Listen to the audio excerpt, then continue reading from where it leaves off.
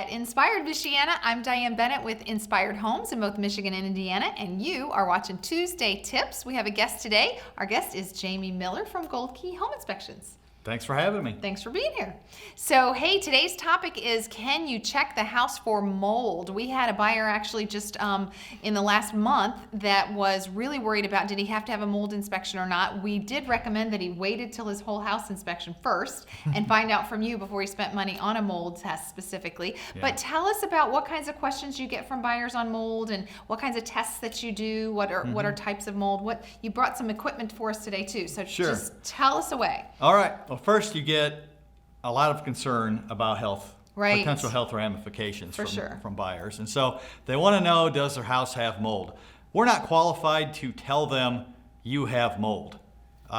We can identify certain things that look like common sense would tell you they are mold. Right. So what we recommend is testing, right. if they're really concerned about it. And there's a few ways we can test. Number one, the most prominent way is through a pump.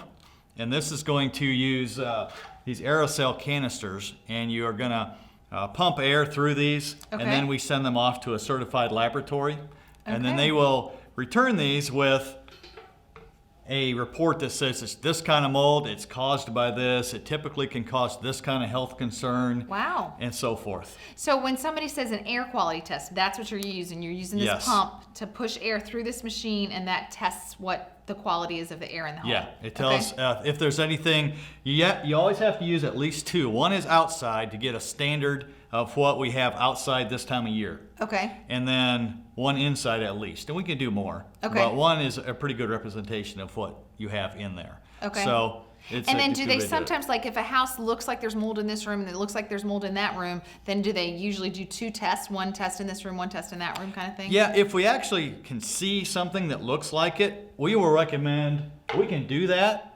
We also recommend this. This is basically looks like a big Q-tip, but it's a swab.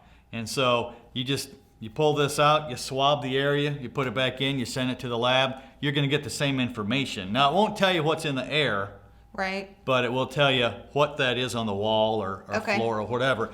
There's another test that we started doing recently, and this actually does say if it's mold or not. It's called an instant mold test. And it's a little bit less expensive. And if someone just wants to know is that mold or not, doesn't really care what kind it is, we can do this. It's the same thing. We do it on site, and we'll know in 10 minutes if it's actually mold or if it's just some kind of mysterious substance on the wall. Well, that would make sense why it's cheaper, because you're not sending it away. Exactly. So you just test it and you can tell right now, and you don't have to go to the expense of sending it and paying somebody else to do whatever they have to do. Yeah. One big thing in real estate is mold gets a lot of emotions up. It does. And you're going to see it in crawl spaces. It's always damp down there.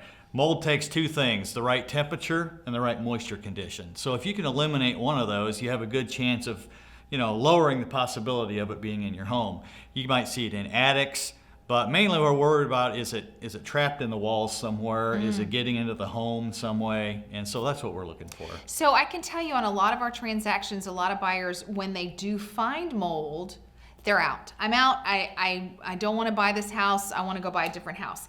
Is that necessarily the response, or can't mold be remediated? Oh, absolutely, it can be remediated.